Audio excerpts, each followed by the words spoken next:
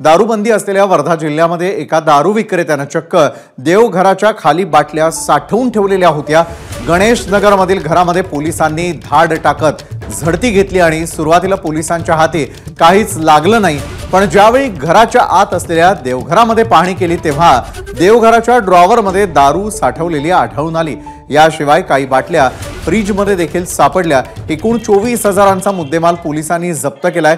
दारू विक्रेत्याला अटक करण्यात आलेली आहे। ओएसिस फर्टिलिटीच्या तज्ञांनी IVF उपचार पद्धतीद्वारे 1 लाखांहून अधिक जोडप्यांना मातृत्व प्राप्तीचा आनंद दिला आहे। मोफत अपॉइंटमेंट बुक करण्यासाठी आजच संपर्क साधा। नहीं ना 100%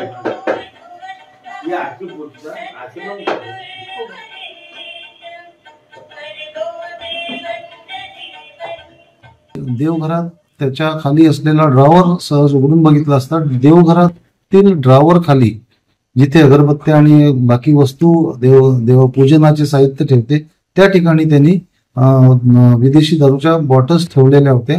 या प्रकारची दारू लपवण्याची पद्धती मी पहिल्यांदाच बघितलेली आहे आणि नवीन शक्कल दारूवाले नवीन शक्कल लढवत राहतात। त्यावर आम्ही तोडगा काढून अशा प्रकारचे रेड आणि छापे घालत असतो आणि दारूबंदीवर आळा घालण्याचा प्रयत्न करत असतो। एबीपी माझा, उघडा डोळे बघा नीट।